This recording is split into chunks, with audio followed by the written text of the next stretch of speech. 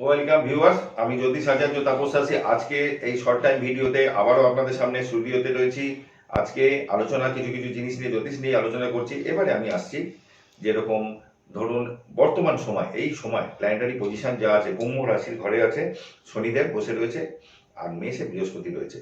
তা এই বৃহস্পতি মেষে থাকার ফলে যাদের মেষ লগ্ন, মেষ রাশি জাতক জাতিকা, তাদের কিন্তু বিয়ে, ব্যবসা নতুন করে স্টার্ট করা, এগুলো কিন্তু দারুণ সুযোগ আছে।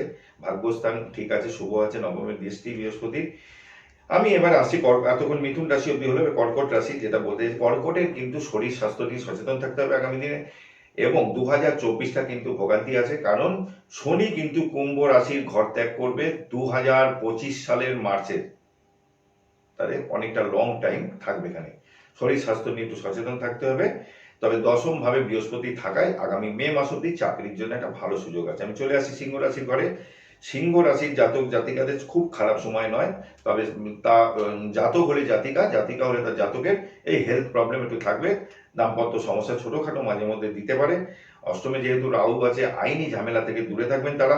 বিশেষ করে সিংহ রাশির জাতক জাতিকা বা লগ্নে সিংহ যাদের, এরা একটু এই ঝামেলা থেকে দূরে থাকবেন। পাইলসের রোগ দিতে পারে। আর হচ্ছে কন্যা রাশির জাতক বা জাতিকা, তাদের সপ্তম ভাবে রাহু থাকায় বিয়ে, ধরুন বিয়ের জন্য যাদের যোগ চলছে, শুক্রের যোগ, রাহুর যোগ, এই দশাগুলো চলছে, তাদের জীবনে বিয়ে যারা করতে যাচ্ছেন একটু বিয়েটা দেখে শুনে করতে হবে। কারণ সপ্তম ভাবে যাদের কন্যা, তাদের সপ্তমে কিন্তু রাহু বসে আছে।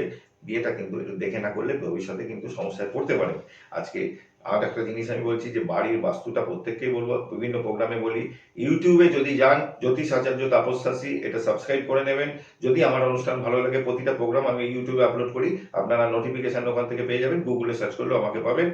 কলকাতার যেমন চেম্বার, শ্যামবাজার আছে, রাসবিহারী আছে, তেমনি উত্তরবঙ্গে আছে আপনার জলপাইগুড়ি, ময়নাগুড়ি, চালসা, এই শিলিগুড়ি আর গুয়াহাটি, এই আছে। আগামী 15 তারিখ আমি বেরিয়ে যাচ্ছি গুয়াহাটি, আর ফিরবো কলকাতায় আবার সেই 23 তারিখ। ভালো থাকবেন, সুস্থ থাকবেন। জয় মা তারা, জয় জয় তারা।